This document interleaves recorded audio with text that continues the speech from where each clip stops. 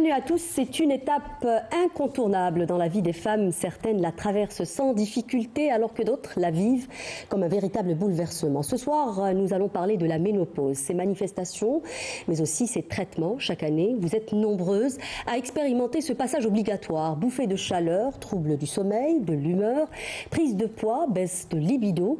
En effet, la chute des hormones peut déclencher des symptômes très différents d'une femme à l'autre. Et si la ménopause n'est pas une maladie, elle peut également nous exposer à des maladies comme l'ostéoporose ou encore des problèmes cardiovasculaires. Comment les femmes traversent-elles cette nouvelle phase de l'existence?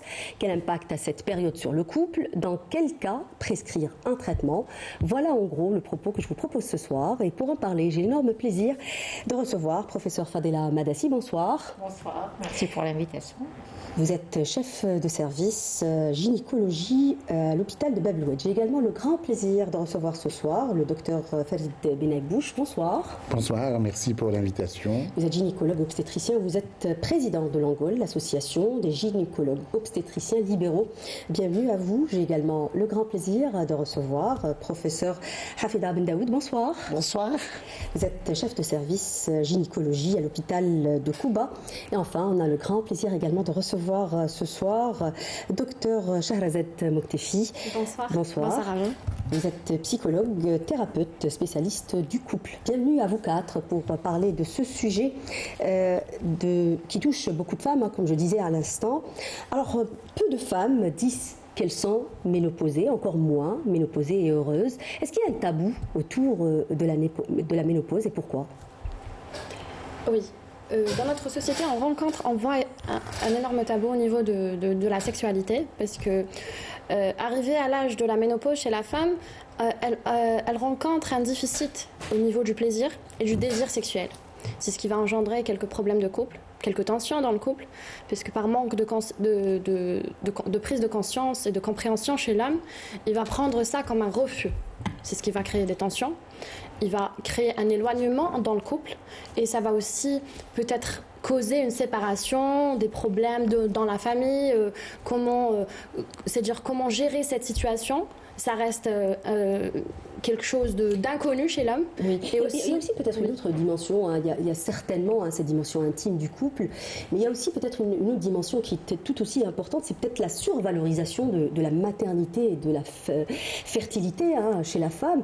Alors, disons-le, la ménopause, ça sonne un peu l'arrêt de la fertilité, de la procréation. Voilà. Et on a l'impression aussi peut-être que la femme n'a plus de valeur une fois qu'elle ne peut plus procréer, c'est ça? Malheureusement, la société voit la femme de telle au niveau de la reproduction et aussi au niveau elle perd toute sa valeur en tant que femme. On ne la voit plus en tant que femme active ou bien en tant que femme qui est là, qui peut encore donner la vie. Directement, elle perd son statut de femme qui a tout encore, c'est-à-dire qui a encore toute la vie devant elle, et elle devient juste femme ménopausée qui ne peut plus avoir d'enfants, qui ne peut plus. C'est perçu un peu comme une castration, peut-être. La ménopause a aussi, professeur Ben Daoud, de mauvaise réputation, peut-être parce qu'on la voit plus sous un aspect négatif, celui des symptômes. Alors, d'abord, il faut définir ce que c'est la ménopause. La ménopause, c'est un mot grec. On y arrivera, peut-être qu'on parle déjà non, c'est juste pour revenir rebondir à ta question, Sarah, c'est que la ménopause, c'est un arrêt. Il y a le mot pause. Un arrêt, mais non, c'est des règles. Donc, ménopause, c'est l'arrêt des règles. Absolument. Mais ce n'est pas simplement l'arrêt des règles, c'est un arrêt de tout. Il y a beaucoup de transformations, il y a beaucoup de systèmes qui vont, entre guillemets, s'arrêter par la chute des hormones que va induire la ménopause. Donc, le vécu, vous m'avez posé la question sur les bouleversements. Je vous ai dit en fait qu'elle a aussi mauvaise réputation parce qu'on la voit sous un angle négatif, celui des symptômes, parce qu'on parle beaucoup disons-le, de ces bouffées de chaleur, on parle beaucoup de dépression. C'est ça aussi l'image qu'on a de la ménopause. Justement, l'arrêt où la diminution ou pratiquement l'arrêt des hormones va faire un bouleversement au niveau de tout, pratiquement beaucoup de systèmes. Entre autres, c'est les systèmes hauts qu'on appelle au niveau du cerveau. Et donc il y a ces bouffées de chaleur, il y a cette irritation, il y a la mauvaise humeur, il y a l'irritabilité, il y a la peau qui se dessèche, il y a tout un cortège, on appelle ça un cortège de symptômes. Elle ne peut pas retenir ses urines, il faut y penser aussi.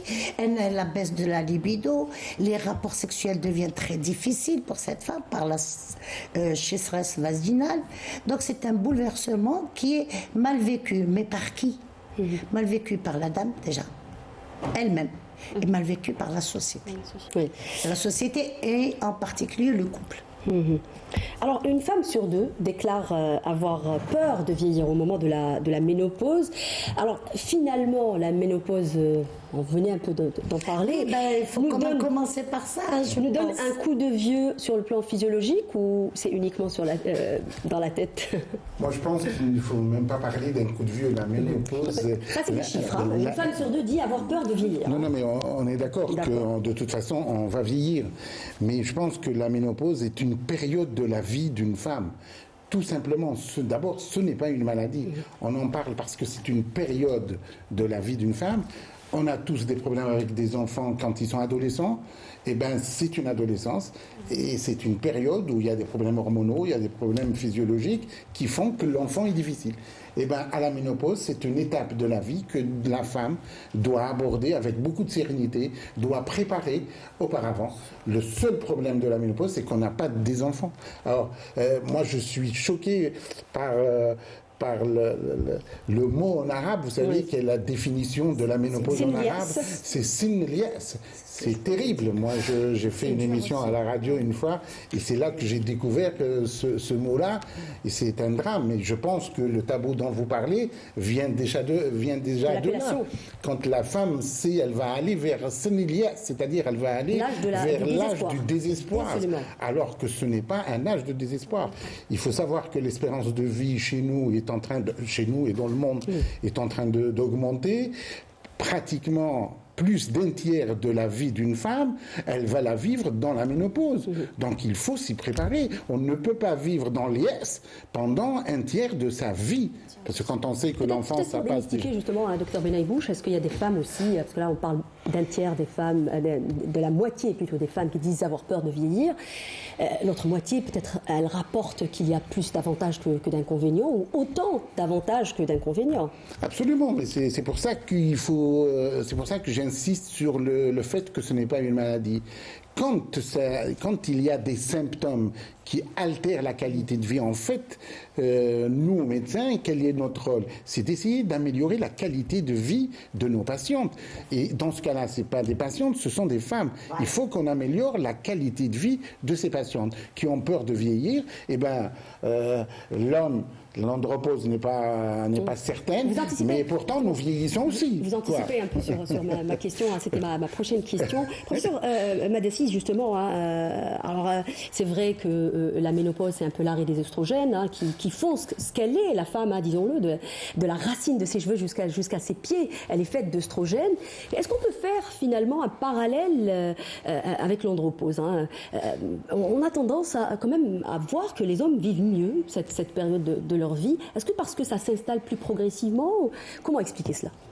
C'est vrai qu'on a toujours dit jusqu'à ces dernières années que la ménopause, c'est spécifique à la femme et que l'homme n'a pas une période de la vie où il y a cette dégression hormonale et son corollaire. Là maintenant, il est réellement admis que l'andropause existe aussi. Peut-être elle est moins importante et moins symptomatique, moins criarde que par rapport à la femme. Pourquoi? Parce que le déclin de la testostérone, il se fait de façon plus longue et plus progressive. Et d'ailleurs, on constate ça, c'est exactement la même chose que chez la femme. Il y a le déclin cognitif qui concerne aussi bien l'homme que la femme. il y a les troubles de la sexualité, donc il y a même la baisse de la libido aussi chez l'homme. C'est-à-dire que finalement, l'andropause est réellement admise par les sociétés savantes et ça existe. Et donc, aussi bien l'homme que la femme, ils sont concernés. Il ne faudrait pas que l'un jette l'anathème sur l'autre. Parce que l'homme n'est pas pointé du doigt. C'est justement c'est ce que j'allais dire, hein, parce qu'on accepte plus les cheveux blancs et les rides chez un homme, c'est ça? On les accepte plus et on ne le juge pas autant que la femme. On est là à juger la femme sur les changements physiques, sur le changement de caractère, sur certains symptômes que provoque la ménopause, comme l'anxiété, l'angoisse, les crises de nerfs. Parce qu'il ne faut pas oublier que derrière, c'est-à-dire il y a des symptômes physiques, il y a des symptômes psychologiques qu'il faut gérer. Mais elle doit les gérer, mais pas toute seule. Il faut qu'il l'aide, il faut qu'il l'aménage, il faut qu'il la comprenne aussi. Qu'il y ait une compréhension. Voilà. Hein. Il faut une compréhension et une prise de conscience. On ne peut pas comprendre quelqu'un sans la prise de conscience. Il faut expliquer aux gens que maintenant, tout a changé. Il doit y avoir une prise de conscience. La femme ne doit plus vivre sa crise de ménopause toute seule. Oui, il faut dire aussi que la ménopause, on a tendance à en parler comme étant un problème qui ne concerne que les femmes. C'est ce que je voulais Finalement, c'est un problème qui concerne le couple, n'est-ce pas, professeur? Elle concerne le couple. Non, la ménopause chez la femme, elle est bruyante. On voit que cette femme est en préménopause. Parce que je pense que vous allez en parler. Cette préménopause, au lieu de préparer, au contraire, les symptômes commencent à augmenter. Les gens voient que cette femme elle est en train de vieillir. C'est une étape de la vie où on va la mettre de côté parce c'était la dame qui était là, qui était dans sa splendeur. On arrive à la ménopause, on a l'impression qu'on va la mettre dans le placard. Avec le cortège, parce qu'elle énerve les gens, parce qu'elle s'énerve elle-même. Elle est là à suer devant tout le monde. Et ça, c'est très gênant. Il y a plein de... C'est très bruyant, contrairement à l'andropause. L'andropause se fait tellement à bas bruit qu'on est émerveillé devant les cheveux gris du monsieur. C'est injuste, mais c'est la nature. Oui, c'est les cheveux blancs qui font le monsieur. C'est injuste, mais c'est un peu la nature. Je vais vous inviter, messieurs, dames, à regarder justement un reportage qui revient un peu sur la prise en charge de la ménopause. Ça se passe au niveau de l'hôpital de Kouba. Regardez ce reportage. La ménopause, une étape incontournable dans la vie de nombreuses femmes qui marque la fin de la période reproductive. Survenant entre la quarantaine et la cinquantaine, elle s'accompagne de changements hormonaux significatifs. Cette phase de la vie est souvent entourée de mystères et parfois mal comprise. D'ailleurs, plusieurs personnes pensent que c'est une maladie. La ménopause n'est pas une maladie, c'est un cycle de vie. On commence à naître femme, on est jeune femme. On est femme en âge de faire des enfants, qu'on appelle âge de procréer. Et puis, à un moment donné, il faut qu'on se repose. Notre corps se repose et c'est là qu'apparaît la ménopause. En général, dans la tête de tout le monde, des femmes, c'est l'arrêt des règles. C'est là qu'elle sait qu'elle va partir en ménopause. Cette étape de la vie des femmes se compose de 3 parties. La périménopause, la ménopause elle-même et enfin la postménopause. Les 3 étapes sont accompagnées de symptômes qui peuvent varier d'une personne à une autre, allant des bouffées de chaleur, la baisse de libido, au changement d'humeur. Le premier symptôme, c'est les bouffées de chaleur. Et d'ailleurs, c'est le premier motif de consultation chez la femme, parce que ça retentit sur sa vie. Et on a aussi d'autres symptômes, par exemple la fatigue, l'insomnie, diminution de la libido. Il y a plusieurs symptômes qui peuvent être engendrés par cet arrêt de la production des hormones. Et bien sûr, tout ça va être précédé par une période qu'on appelle la préménopause. On ne peut pas avoir directement la ménopause, on peut avoir d'abord une préménopause pour passer à la ménopause. Généralement, la préménopause à partir de 45 ans. Elle va rentrer dans la deuxième phase, c'est la périménopause ou préménopause, c'est-à-dire c'est la période qui précède la ménopause. Elle peut varier de 5 à 10 ans, 7 ans, tout dépend. Et le premier symptôme que je vous ai dit, c'est les troubles du cycle, d'accord? Et puis, après, elle va rentrer dans la phase proprement dite qui est la ménopause. Quand est-ce qu'on parle bien sûr de la ménopause? Quand on a une aménorrhée de 12 mois. Ce moment de transition physique et émotionnelle nécessite une compréhension et un soutien adapté pour aider les femmes à accepter cette phase de leur vie. Et suivre les conseils des spécialistes contribue grandement à une transition plus douce. La première des choses, la patiente, elle doit accepter cette période qui est obligatoire dans sa vie. La deuxième chose, si on peut faire contribuer la famille, surtout le mari, les enfants, parce que comme je vous ai dit, c'est un état très très difficile et critique pour la femme, parce que pour elle, elle n'arrive plus à avoir des enfants, elle n'a plus de menstruation, ce n'est pas une femme, alors que c'est faux. Normalement, c'est une autre étape de la vie qu'elle doit commencer à vivre. Mais ce qu'on demande, c'est que l'entourage doit être compréhensif. Ce qu'on peut préconiser, c'est l'hygiène de vie. Voilà, elle peut faire du sport. Et surtout, les symptômes dont on vient de parler, c'est qu'elle est due à une carence en oestrogène. On peut lui proposer la phytothérapie, c'est-à-dire elle mange les aliments qui sont riches en oestrogène, tels que les noix, les céréales, les fruits, les légumes. Accepter la ménopause offre l'opportunité de redéfinir sa vie, d'explorer de nouveaux horizons et de célébrer la sagesse acquise au cours de cette étape naturelle. Alors voilà, on a vu une explication de ce que c'est la ménopause, mais une question pédagogique. Qu'est-ce que la ménopause finalement? Comment la définir? Ouais, la ménopause, je pense que pour coller à l'Organisation mondiale de la santé, c'est l'absence de règles chez les femmes qui dépassent la cinquantaine. En fait, parce que quand on parle, nous, de ménopause, on parle de ménopause précoce, parce qu'il y a ce qu'on appelle la ménopause précoce chez les femmes de moins de 40 ans. Mais au-delà de cet âge, là, quand la femme est ménopausée même à 45 ans, on appelle ça une ménopause. Pour définir, on n'est pas vraiment dans la ménopause précoce. Oui, mais si on a... Alors, justement, c'est pour ça qu'il faut revenir à la définition de l'OMS, c'est l'absence de règles pendant 1 an. C'est, si vous n'avez pas de règles pendant 1 an, vous consultez chez le médecin, il a des choses à faire et il va dire cette femme, elle est ménopausée. Oui. C'est-à-dire voilà. pour dire aux femmes qui s'inquiètent. Bien sûr, en l'absence de grossesse, c'est important. Non, mais je veux dire, oui. Mais on ne peut pas mettre 1 année pendant une grossesse quand même. Hein, donc normalement, c'est réglé. Je veux dire que c'est pour dire aussi aux femmes, hein, parfois quand elles ont des perturbations, par exemple du cycle, elles viennent consulter en pensant que c'est la ménopause. Non, finalement, il faut attendre 1 année. Oui, mais il n'y a pas de test avec lequel on peut savoir qu'on est ménopausé ou pas. Un test sanguin, par exemple.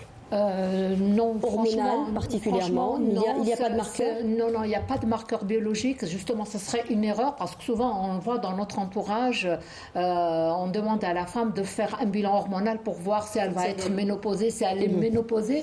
Or, avant que la ménopause s'installe de façon durable, c'est pour ça qu'on a défini 1 année sans règles, et donc il peut y avoir des fluctuations hormonales. Donc un cycle, elle a un profil d'une femme ménopausée, mais le cycle d'après, peut-être qu'elle va avoir un bilan hormonal strictement normal. Donc c'est pas un élément qui est fiable pour poser un diagnostic de ménopause. C'est pour ça qu'on se fie rien qu'au... Il y a certaines hormones qui augmentent même en période de périménopause, justement, c'est ça aussi qui peut augmenter. Mais si on fait un bilan et qu'il est normal, on ne peut pas dire à la femme, ah non, vous n'allez pas être ménopausée, on n'en sait rien, parce qu'il y a ce qu'on appelle la valse hormonale, d'ailleurs on l'appelle comme ça. Donc il y a une fluctuation. Un cycle, c'est bon, un cycle, les hormones, elles sont très élevées. Mais ce n'est pas pour autant qu'on va dire que la femme, elle est ménopausée ou elle ne le sera pas, ou quelque chose comme ça. Oui. Alors, c'est quoi l'âge de la ménopause? Alors, en moyenne, on la prend vers 50 ans, c'est l'OMS. C'est une fourchette, c'est un intervalle. Avant 45 ans, c'est pratiquement une pathologie, mais qu'on appelle ménopause précoce. Après 60, même pas 58 ans, après, ça devient une ménopause tardive. Avec des complications. Tout un cortège de complications. Est-ce que l'âge a changé au fil des ans? On parle aujourd'hui de... Là, c'est juste une fourchette, c'est un intervalle. Oui, parce qu'on n'est pas égal finalement devant l'âge de la ménopause. Son horloge biologique. Oui. Est-ce que l'âge a changé au fil des ans, docteur Benaïbouche? Parce qu'on a tendance à voir quand même, par exemple, pour la puberté ou dans d'autres pathologies, bien qu'on n'est pas vraiment devant une pathologie. Est-ce que l'âge de la ménopause a changé, vu les facteurs environnementaux qui peuvent avoir un impact négatif sur notre santé? En fait, ça n'a pas vraiment changé, mais il y a des facteurs qui modifient cet âge de la ménopause. Il y a des femmes qui prennent des corticoïdes, par exemple, les femmes qui sont obèses. L'obésité est un facteur qui retarde, par exemple, la ménopause, parce que justement, la graisse, elle utilise les œstrogènes, la maigreur, le tabac. Alors, il faut absolument insister sur le tabac et l'alcool. Ce sont deux substances qui diminuent de façon dramatique l'âge de la ménopause. Les femmes sont volontiers plus ménopausiques, plus jeunes que si elle avait une vie normale. Oui. Donc c'est surtout des facteurs qui influencent l'âge de survenue de la ménopause plutôt que l'âge lui-même de la ménopause qui reste à 50 ans, c'est-à-dire à l'OMS par exemple, vous ne trouvez que l'âge de 50 ans comme étant l'âge barrière de la ménopause. Oui. Alors pour la ménopause précoce, c'est avant 40 ans, hein. C'est ça, professeur Madassi, c'est avant 40 ans. Ça représente quelque chose comme 4% des femmes. Est-ce qu'on peut savoir les causes de la ménopause précoce? Juste pour rebondir sur ce qu'a dit Dr Benaïbouche concernant particulièrement... J'ai perdu le on a parlé de l'impact de l'environnement sur l'âge de la ménopause. Voilà. Donc c'est pour dire que c'est vrai que jusqu'à il y a 100 ans, l'âge de la ménopause n'a pas tellement changé. Mais c'est la période de vécu de la ménopause qui s'est allongée. Pourquoi? Parce que l'espérance de vie des femmes a augmenté, comme il l'avait dit tout à l'heure, la femme, elle passe un tiers de sa vie en situation de ménopause. Mais par rapport à l'âge, je ne pense pas qu'il y ait eu un changement. Alors maintenant, la question, la ménopause précoce, c'est vrai que on parle de ménopause précoce avant 40 ans. Avant 40 ans. Et là, il n'y a pas de facteur proprement dit. C'est-à-dire qu'on ne peut pas savoir. C'est-à-dire dans le même contexte de vie, il peut y avoir une femme qui va être ménopausée à 40 ans et d'autres non. Donc il y a quand même une prédisposition génétique. C'est-à-dire qu'il y a des familles où les femmes, elles sont ménopausées beaucoup plus précocement. Maintenant, est-ce que parce qu'il y a aussi... on dit généralement, pardon, juste pour ouvrir une parenthèse, on dit que l'âge de la ménopause est déterminé... Et familial, voilà, c'est-à-dire voir un peu l'âge de sa maman ou de ses sœurs pour savoir à peu près où on sera placé où. Maintenant, c'est vrai qu'il y a certaines pathologies... Mais généralement, c'est ça. Il y a certaines pathologies qui précipitent la survenue de la ménopause. Comme il vient de le dire, le tabagisme, les femmes qui naissent avec une insuffisance ovarienne précoce, parce que ça aussi ça existe, qui font des infertilités et tout ça. On parle d'insuffisance ovarienne quand c'est très précoce. Voilà, d'ailleurs c'est pour ça qu'on ne parle jamais de ménopause chez ces patientes-là. On essaie de ne pas utiliser ce terme qui est très mal vécu, on parle d'insuffisance ovarienne précoce. Ça peut être d'origine infectieuse, ça peut être d'origine endocrinienne, ça peut être d'origine environnementale, génétique. Il y a des aberrations chromosomiques qui font qu'il y a des altérations qui font que la femme elle sera ménopausée beaucoup plus précocement. Et puis il y a les médicaments aussi qui peuvent... Les traitements, voilà. C'est ça, absolument. La chimiothérapie, la radiothérapie, les castrations médicales. À faire des... Oui. Je voulais juste une précision, parce que, comme vous dites, il y a des gens... ce qu'on nous apprend, c'est faux que l'âge de la ménopause n'est pas modifié par le nombre de grossesses, n'est pas modifié par la prise de pilules, n'est pas modifié par les traitements de tout ce qui est fécondation in vitro. C'est faux, parce qu'il y a des gens qui veulent que je vais prendre la pilule pour avoir la ménopause plus tard. C'est totalement faux. L'âge de la ménopause est prédéterminé à l'avance. C'est-à-dire, vous pensez que, par exemple, les personnes, alors on avait dit comme ça justement, ça allait me dire que c'est une idée reçue peut-être, dire que les femmes qui ont des grossesses tardives vont faire une ménopause tardive. Absolument pas. D'accord. Absolument pas. C'est faux. Il n'y a pas de relation entre l'âge de la première grossesse, entre l'âge de la prise de pilule, entre l'âge des traitements, des différents traitements. Les seuls traitements qu'on connaît, c'est les traitements anticancéreux, effectivement, qui, eux, ils ont un impact parce qu'ils détruisent le tissu ovarien et donc ils détruisent le capital ovarien et donc forcément il y a une autre question justement dans le même sillage. Est-ce qu'on peut retarder l'âge de la ménopause en observant certaines règles d'hygiène de vie? Mais justement, c'est ce que je voulais dire. Alors on avait parlé un peu on ne peut pas dire qu'on peut changer Par l'âge exemple, de le la tabac, ménopause. la surcharge Ah oui, pondérale. On peut juste précipiter. L'effet inverse est vrai, mais pas Je pense qu'on Rajeunir l'âge de la ménopause. Oui. Par certains Par contre, facteurs on peut qu'on pas appelle on peut pas le repousser. oui, comme on appelle ça en épigénétique. Tout ce qui est l'environnement, l'impact de l'environnement, des habitudes alimentaires, des habitudes sociétales vont rajeunir l'âge de la ménopause. Oui. Mais connaître celui qui retarde, non. Je ne connais aucun élément qui retarde la ménopause. D'accord. Alors, on ne peut pas parler de ménopause, d'ailleurs on l'a entendu dans le reportage, sans parler de préménopause ou de périménopause. Qu'est-ce que c'est?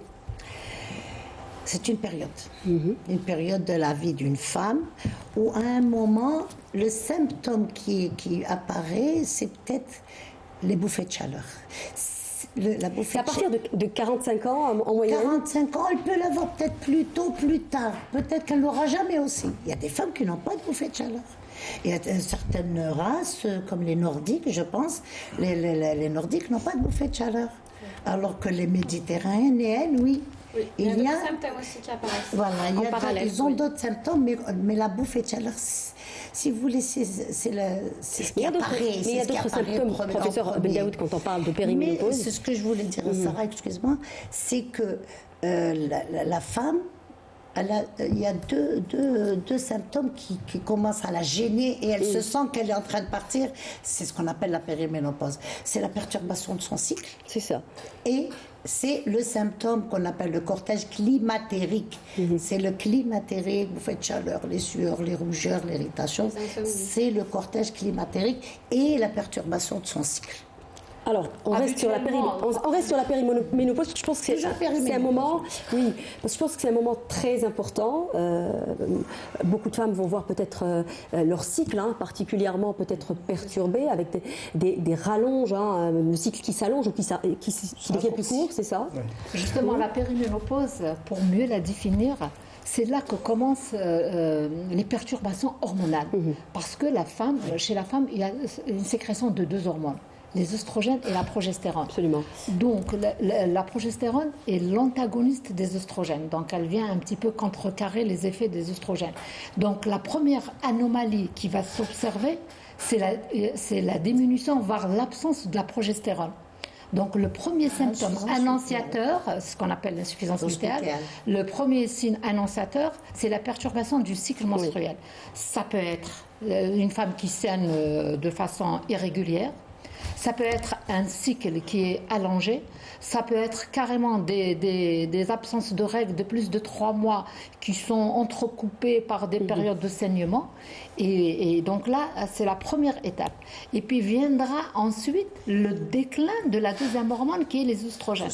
Et ce déclin, il va se faire aussi progressivement. Donc c'est pour ça que les manifestations diffèrent en fonction de la carence hormonale observée durant cette période de périménopause. Et cette période, elle n'a pas une durée limitée.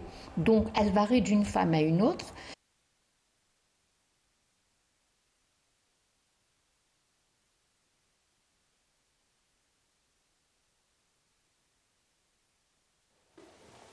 أعوذ بالله من الشيطان الرجيم بسم الله الرحمن الرحيم إن الصلاة كانت على المؤمنين كتابا موقوتا صدق الله العظيم الله أكبر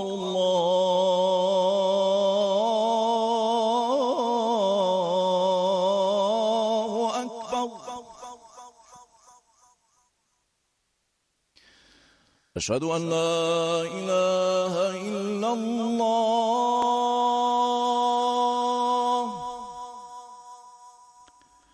أشهد أن لا إله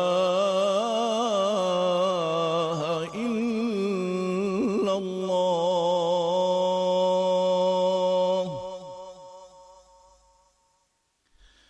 أشهد أن محمدًا رسول الله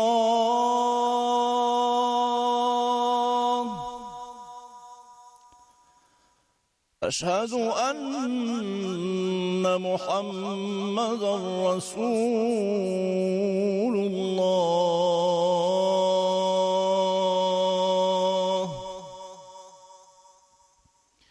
حي على الصلاة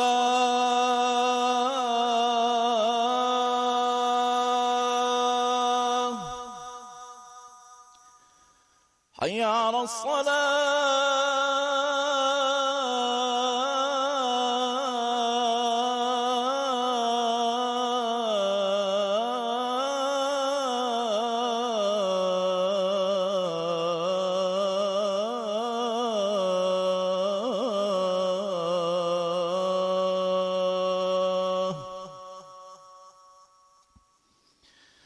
حي على الفلاح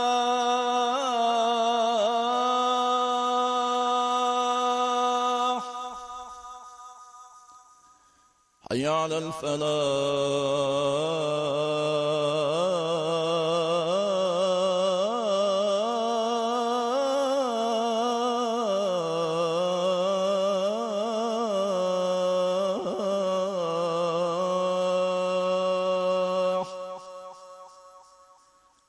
الله أكبر الله أكبر لا إله إلا الله اللهم رب هذه الدعوة التامة والصلاة القائمة آت محمدا الوسيلة والفضيلة وابعثه مقاما محمودا الذي وعده. Cette période de périménopause. Et cette période, elle n'a pas une durée limitée. Donc, elle varie d'une femme à une autre. Il y a des femmes qui ont une périménopause qui passe inaperçue. Donc... Est-ce qu'il faut consulter? Moi, ma question, c'est est-ce qu'il faut consulter? Parce qu'on a tendance quand même à banaliser peut-être ces troubles du cycle. Alors, bon, le professeur Madassi est plus savante, elle a un langage très savant. Oui. Moi, je vais essayer de résumer ce qu'elle dit, mais vraiment... Ça ne va pas plaire à professeur Boudaoud. Il n'y a pas de période de préménopause. La préménopause, ça existe chez la population, chez le lambda. Mais en médecine, ça n'existe pas. C'est la période de symptômes particuliers avant l'âge de 50 ans. On va dire en général, à partir de 40 ans, il y a une anarchie hormonale. Ce qu'elle vient d'expliquer, il y a une anarchie 40 ans, hormonale. pas 45 ans? Non, ça peut être même moins, ça peut être à 40 ans, ça dépend. C'est en général à partir de la quarantaine où il y a une anarchie hormonale. Et cette anarchie hormonale, lorsqu'elle se manifeste par des mastodénies, c'est des femmes qui ont des seins qui sont qui gonflent, qui sont tendus, qui sont douloureux. Parfois, c'est des troubles des règles. C'est des femmes qui saignent. Elles saignent un peu plus long. Et c'est ces symptômes qui l'amènent à consulter. D'ailleurs, souvent, elles viennent pour consulter par peur de la ménopause. Oh docteur, j'espère que c'est pas la ménopause. Et parfois, c'est plus grave que la ménopause, parce que là, c'est une pathologie. C'est peut-être, il y a une pathologie sous-jacente. C'est pour ça que je n'aime pas parler de ce terme de préménopause. C'est une période dans laquelle tout symptôme nécessite une consultation chez un gynécologue obstétricien. Oui, peut-être, si vous permettez une seconde, parce que, en fait, j'insiste là-dessus sur les saignements, parce qu'on a tendance à banaliser encore une fois. Alors, peut-être avoir des fois comme j'ai envie de dire, des saignements très importants. Les femmes ont tendance à banaliser. Peut-être le fait d'avoir des caillots, ça c'est dangereux. Il faut dire peut-être aux femmes que ça ne fait pas partie de la périménopause ou de la préménopause. Tout symptôme ne fait pas partie de la Il n'y a pas de préménopause normale. C'est pour ça que moi je ne suis pas d'accord de parler de terme de préménopause. Tout symptôme qui apparaît à partir de 40 ans est un symptôme qui nécessite une consultation. Il faut faire attention à partir de 40 ans, jusqu'à même après la ménopause, le nombre de cancers augmente et le saignement c'est l'un des symptômes qui peut cacher un cancer. tout ce qui est endométriose, adénomiose, c'est à partir de là, donc on peut le savoir, et plus tôt on traite, mieux ça vaut. Il faut faire très attention à parler de préménopause comme si la préménopause était normale. La ménopause est une étape de la femme normale, mais la préménopause est une étape avant la ménopause, mais tout symptôme est anormal jusqu'à preuve du contraire, et le preuve du contraire, c'est le médecin qui doit le déterminer. Oui. Moi, je rajouterais juste concernant les troubles des règles, justement, ça c'est un appel que nous faisons aux femmes, aux patientes, que toute femme qui saigne de façon anormale doit impérativement consulter, quel que soit son âge, quel que soit son statut, parce que là, ça peut révéler beaucoup de choses. Oui. Docteur Moktafi, vous voulez intervenir? J'allais rajouter. Oui, allez-y. D'accord, j'allais juste rajouter qu'il y a d'autres symptômes dans lesquels il faut préciser, il faut parler, il faut aussi mettre ces symptômes en valeur. Il y a des crises de nerfs, il y a aussi des bouffées de chaleur. Ça, c'est en périménopause? Oui, c'est en périménopause. Il y a d'autres symptômes qui apparaissent dans lesquels il faut que la femme... Elle doit savoir que ces symptômes-là font partie de la préménopause. Elle va avoir de l'angoisse, elle va avoir des crises de nerfs, elle va avoir des insomnies, des troubles du sommeil, différents troubles du sommeil. Parfois, elle aura envie de dormir, parfois, elle n'aura pas envie de dormir le soir, parfois durant la journée. Alors, la fatigue aussi. Ce qu'on appelle aussi une dépression nerveuse. Et ça se passe, moi je vois ça chez mes patientes, ça se passe entre 45 ans et 50 ans. Elles trouvent pas, elles expliquent pas, il n'y a rien qui se passe.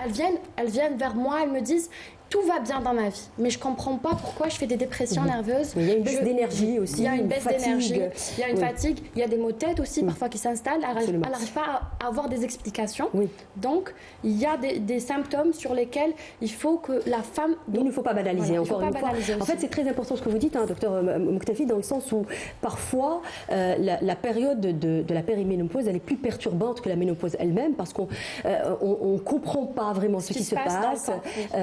Voilà, c'est tellement variable que parfois c'est plus difficile que la ménopause en elle-même. Alors pour revenir à la cité... Une seconde pour la périménopause. Très rapidement, parce que là on est pris par le temps. Moi je dirais que c'est un temps ou un moment qui sera à l'occasion de découvrir des pathologies qui peuvent passer inaperçues. Une femme qui se sent angoissée, elle va voir peut-être qu'elle est en train de préparer une maladie psychologique ou psychiatrique. Une femme qui saigne, il y a quelque chose qui ne va pas dans son utérus, c'est pas normal. C'est son corps qui le dit, c'est le corps qui te jette des signaux. Voilà, c'est ce que j'allais dire. C'est un SOS, le corps envoie un SOS quelque part. Les symptômes, professeur Ben Daoud, les symptômes de la ménopause maintenant. Vous avez parlé de la périménopause, de la ménopause. Alors on a parlé des bouffées de chaleur. Il faut dire quand même qu'il ne faut pas banaliser, parce qu'on a tendance à dire gêner. Parfois les gens ont tendance même à en rire des bouffées de chaleur, alors que parfois ça peut être très grave chez certaines femmes. Elles peuvent même pas respirer, ça les réveille en pleine nuit, pour dire que c'est un véritable bouleversement. Alors, les bouffées de chaleur, quels sont les autres symptômes? Alors, moi je vous dis une chose, les signes de la ménopause, une fois que cette dame n'a plus de règles, c'est là où ça commence. Parce qu'avant, on ne peut rien dire, oui ou non, mais une fois qu'elle n'a pas eu ses règles, elle est ménopausée. La ménopause peut s'accompagner de 0 symptômes. Un jour, elle n'a plus de règles, c'est bon, elle le vit bien. Mais ça on dit quand même qu'on a au moins un symptôme. Oui. On peut ne pas avoir du tout de symptômes. On ne peut pas. D'accord. Nos grands-mères ont bien vécu leur ménopause. Bon, c'est vrai qu'elles changent de statut dans la famille, mais il y en a d'autres qui arrivent à être malades. Le mot malade, ça devient une maladie. Je ne parle pas des bouffées de chaleur, on a tendance à banaliser ce signe. Mais c'est le premier signe, c'est le plus voyant. C'est normal qu'on en parle. Non, il est très gênant, en plus de ça, il est invalidant parfois. Il est gênant, il donne il perturbe la qualité de vie. La relation avec l'extérieur devient insupportable. Oui. Ça, c'est parce que c'est visible. Je parle à quelqu'un, je deviens toute rouge. Je suis là, il fait gla-gla dehors, on commence à suer. Qui se réveillent en pleine nuit. Voilà, en plein hiver, on sue. Oui. On dort avec son mari, lui il est avec la grosse couette et elle avec son petit drap et encore. ça perturbe. Absolument. C'est très perturbant. Il y a d'autres symptômes dont on n'en parle pas beaucoup. Vous savez, perdre ses ongles, ne pas avoir des ongles cassants, avoir des ongles cassants, ça fait partie de la ménopause. Perdre l'alopécie, où on commence à perdre ses cheveux ici, que tout le monde voit, c'est perturbant. La sécheresse vaginale, la dame qui ne peut plus entretenir des rapports, ça devient de la souffrance. Tout ça, il faut aller vers les traitements. C'est ces symptômes, quand ils sont très augmentés, il faut traiter. On y arrive au traitement. Benabouche, alors on a parlé des bouffées de chaleur, on a parlé des ongles qui cassent et des cheveux qui chutent. Quels sont les autres symptômes? Alors il y a une panoplie, mais on va dire que tout le monde ne va pas faire ces symptômes. Absolument. Non, quand elle parle de traitement, c'est vrai que c'est peut-être prématuré, mais c'est extrêmement important de le souligner parce que c'est ça qui détermine le traitement. Une femme qui n'a pas de symptômes, une femme qui a une ménopause qui n'a pas de symptômes, peut ne pas nécessiter de traitement. Oui. On ne traite que les femmes qui ont des symptômes qui sont gênants.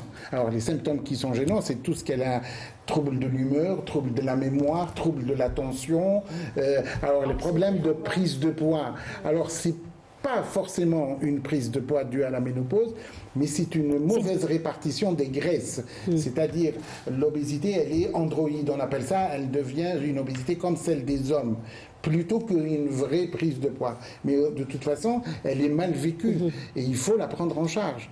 Alors, tout ce qui est troubles génito-urinaires, tout ce qui est fuite urinaire, par exemple, qui peut être un symptôme de la ménopause, il faut l'évaluer, il faut penser à le traiter éventuellement. Les troubles sexuels et la sécheresse vaginale elles-mêmes sont qu'il y ait, mais il y a des femmes qui ne sont pas mariées, mais qui ont une sécheresse vaginale qui est vraiment qui peut être très gênante, qui est très gênante. C'est pour ça qu'il faut être à l'écoute de la patiente. Il faut dire aussi que la fragilisation de la muqueuse devient aussi un lit d'infection. C'est pour ça qu'il faut traiter aussi. J'arrivais parce que les troubles génito-urinaires, c'est pas seulement les fuites urinaires, c'est les infections urinaires qui font partie des symptômes de la ménopause. Et c'est, en fait, on ne peut pas dire que c'est tout ce qui ne va pas, en fait.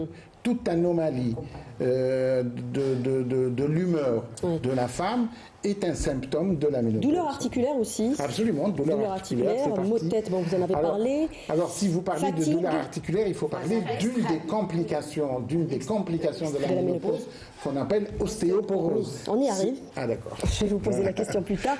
Alors, la baisse de libido, permettez-moi de m'attarder un peu sur ça, parce que c'est très important pour le bien-être quand même de la femme, mais aussi du couple. Professeur Madassi, c'est inévitable avec l'arrivée de la ménopause, la baisse de libido? Oui, la baisse de libido fait partie des cortèges. Elle est corrélée avec l'absence des hormones? Absolument. De toute façon, c'est un des signes de la ménopause également, parce que il y a la baisse de la libido à côté de la difficulté aussi à avoir des rapports, parce qu'il y a cette sécheresse. C'est-à-dire c'est l'un dans l'autre.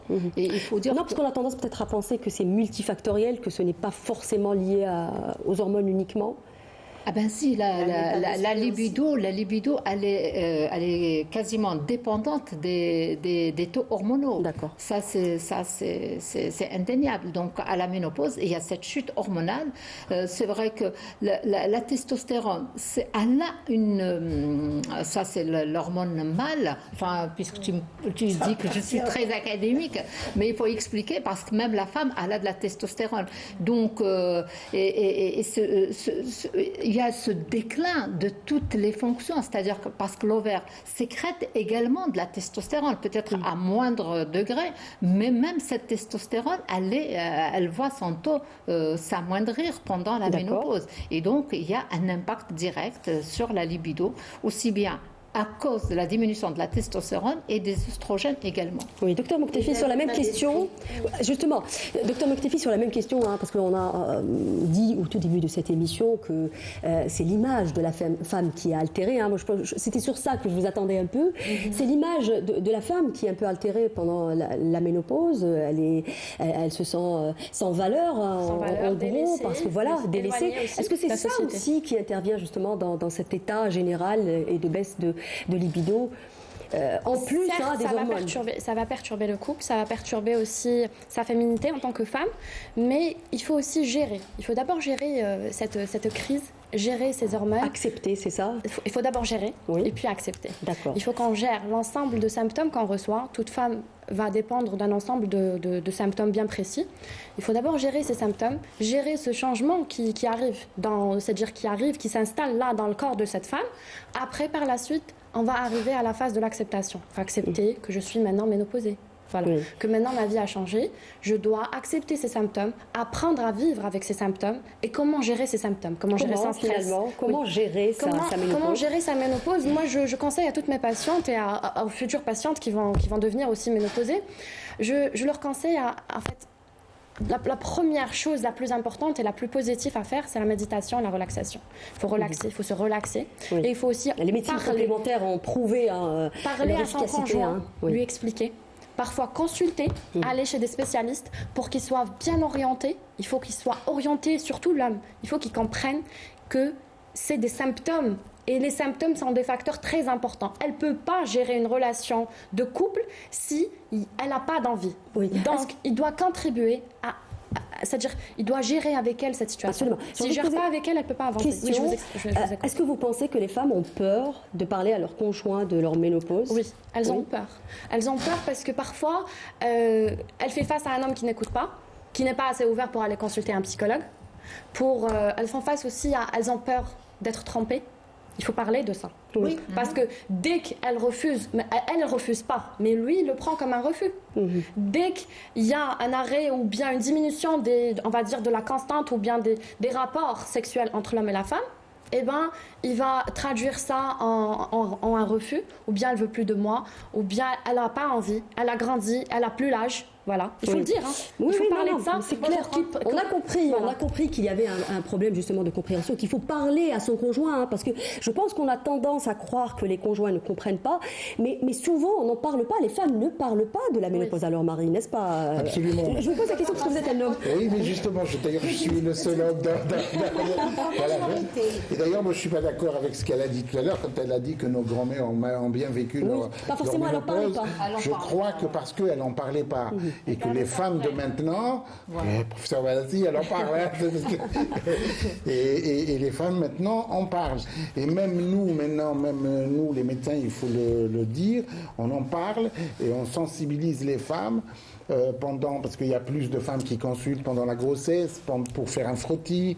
D'ailleurs, un appel, il faut faire un frottis pendant la ménopause, profiter de cette période pour faire les frottis, la mammographie et tout ça. Et donc, c'est le fait de parler qui fait que maintenant, les femmes, on a l'impression qu'on ne les écoute pas. Je pense que ça a changé, ça commence à changer du moins, même chez nous. Les hommes participent un peu il y a des gens qui viennent, c'est le mari qui ramène la malade pour dire, voilà, écoute, il y a un problème, on a un problème sexuel. Et elle te dit, non, il n'y a pas de problème. C'est pour vous dire qu'il faut c'est d'où l'intérêt de ces émissions-là. Non, mais c'est pour ça qu'il est très important justement d'accepter déjà cette ménopause, ce que disait Dr Moktefi, parce que le fait déjà d'accepter cet état, c'est à ce moment-là qu'on commence à en parler, n'est-ce pas? Moi, je pense que la femme ne parle pas souvent à son mari par le fait que la ménopause est assimilée à un vieillissement. Moi, on a eu des témoignages de femmes, elles vous disent, non, mais c'est ça, malheureusement, c'est assimilé à de la vieillesse. Donc, quand une femme dit à son mari, je suis ménopausée, et il lui dit ouais, donc donc ça c'est un élément freinateur parce que on l'assimile à la vieillesse, alors que non, je suis juste une fonction d'un organe qui s'est arrêté, tout simplement. Il faudrait que la femme soit convaincue de ce fait. Mais il faut accepter aussi qu'on prend de l'âge, professeur Madassi, ça aussi c'est très important. On ne restera pas jeune éternellement. C'est pas la femme qui n'est pas consciente de la prise d'âge, c'est l'homme qui je pense qu'elle sera insensible si elle-même, elle accepte, enfin, peut-être que vous allez confirmer ou pas ce que je suis en train de dire, mais si elle-même, elle accepte le fait qu'elle est en train de mûrir ou de prendre de l'âge, je pense que finalement elle sera insensible aux réactions des autres. Elle sera insensible, mais aussi c'est ingérable. Si on est toujours pointé du doigt, c'est ingérable aussi, c'est insupportable à un certain moment. Et on ne peut pas tout le temps gérer c'est-à-dire les adjectifs avec lesquels on va qualifier cette femme. Elle est vieille, elle sert plus à rien, elle peut pas avoir d'enfants, elle peut pas subvenir à mes besoins. J'ai entendu beaucoup ça dans mes consultations. D'accord, on doit avancer dans le débat parce qu'il nous reste plus de temps. Je vais vous poser une autre question, professeur. Mais je profiterai pour dire ce que j'ai envie de dire. Il nous reste plus de temps. On a dit que c'était important de consulter parce que la ménopause, c'est aussi l'âge où on va voir l'apparition de maladies. Quels sont les risques justement de développer des maladies? Alors on a parlé d'ostéoporose, on a parlé de maladies cardiovasculaires. Et les symptômes cognitifs. Oui. D'accord. Mais ça, c'est de l'extrême. Ce n'est pas toutes les femmes qui vont faire ça. C'est un état physiologique. J'ai dit ma phrase. C'est un état physiologique. Il ne faut pas qu'on aille dans la dérive de la médicalisation. C'est une étape de la vie. Il faut laisser vivre les femmes. La femme, cette maladie. Voilà, c'est comme l'adolescence. Non, d'accord, professeur. Non, il faut les mais on est là sensibiliser. pour alerter. Pour alerter les gens qui nous regardent, pour dire que les femmes qui ont un risque ostéoporotique, consulter. Il faut absolument qu'on mette en tête aux femmes, pas toutes les femmes, mais il y a certaines femmes qui sont à risque. C'est dangereux si elles tombent dans ces complications. Ça devient de la complication d'ostéoporose avec le risque de fracture. Les risques cardiovasculaires, on rejoint le taux d'infarctus à l'homme à partir de 50 ans. L'arthrose aussi, c'est un problème qu'on peut poser à partir de la ménopause. La maladie d'Alzheimer, je ne dis pas cognitive parce que peut-être les gens ne comprennent pas, mais la maladie d'Alzheimer, la maladie. Ce n'est pas dû au vieillissement, il y a aussi une part des œstrogènes dans l'apparition de la maladie d'Alzheimer chez la femme, qui est un peu plus jeune que l'homme. Alors, est-ce qu'on peut rappeler rapidement, avant de parler des traitements, puisqu'on est pratiquement à la fin de cette émission, professeur Madassi, est-ce qu'on peut rappeler rapidement quelles sont les femmes à risque élevé d'ostéoporose pour qu'elles se reconnaissent? Alors, les femmes à risque d'ostéoporose, donc c'est tout d'abord les femmes sédentaires. La sédentarité, c'est le facteur déterminant de l'ostéoporose. Celle qui ne fait pas d'activité, qui ne marche pas, qui est tout le temps là, elle ne sort pas, elle est assise. Parce que finalement, qui dit sédentaire, ça peut pas femme active, ça ne veut pas dire qu'elle va aller au boulot et tout. Non, pas du tout. C'est une femme qui doit faire au minimum 20 minutes de marche rapide 3 fois par semaine, ne serait-ce que ça. Et donc, s'il n'y a pas ça, on parlera de la sédentarité. La sédentarité, c'est un premier. Juste une parenthèse, il faut dire aussi peut-être qu'il faut faire plus d'activité si on continue à manger de la même manière pendant la ménopause, parce qu'on brûle moins, on l'avait dit tout à l'heure. Les activités physiques. Absolument. Il faut peut-être marcher un peu plus à partir de la ménopause, parce qu'on brûle moins. Donc, il y a la sédentarité, il y a l'obésité, parce qu'il faut dire qu'aussi, la ménopause, la femme, son métabolisme a tendance à changer. Donc, elle est plus prédisposée à prendre du poids. Et donc, si la sédentarité plus la ménopause, c'est un deuxième facteur encore qui interviennent dans la survenue de l'ostéoporose. Et puis, je rajouterais aussi le tabagisme, qu'il soit passif ou actif, c'est un des facteurs. Et d'ailleurs, il y a une étude qui a été menée par l'hôpital de Douaira sur la prévalence de l'ostéoporose chez la femme en Algérie est de 41,7%, ce qui n'est pas négligeable. Ça veut dire que, déjà, parce qu'il y a le manque d'exposition au soleil, la sous-alimentation en calcium, en vitamine D. Donc tout ça, c'est des facteurs qui concourent pour aller vers l'ostéoporose. Et puis il faut consulter. Absolument. Par exemple, le manque de vitamine D, c'est extrêmement important parce qu'on a l'impression qu'on est dans un pays ensoleillé, mais il faut savoir que la population algérienne, on a un manque. Moi-même, j'ai un manque de vitamine D. Tout le monde a pratiquement un manque de vitamine D. Il faut se supplémenter en vitamine D. Et puis, il faut profiter du soleil, c'est-à-dire il faut se dénuder un petit peu. Elle a parlé d'obésité, mais les femmes maigres aussi, quand on a très maigre, quand on a un IMC moins de 19, ça c'est aussi un facteur de risque d'ostéoporose. Les femmes qui ont un antécédent de fracture, les femmes qui prennent des corticoïdes, qui ont déjà eu, dont les parents ont fait des fractures des antécédents familiaux. Par exemple, une femme qui prend des corticoïdes, il faut savoir que toute femme qui prend des corticoïdes plus de 3 mois, elle est sujette à faire une ostéoporose. Oui. Et là, moi, je voulais parler aussi de l'ostéodensitométrie. Oui, c'est l'examen qu'il faut faire. C'est un appareil qu'il faut faire. Il nous reste plus de temps. On termine sur sur les traitements avec vous, docteur Benaïbouche. Brièvement, les traitements. À quel moment on a recours au traitement?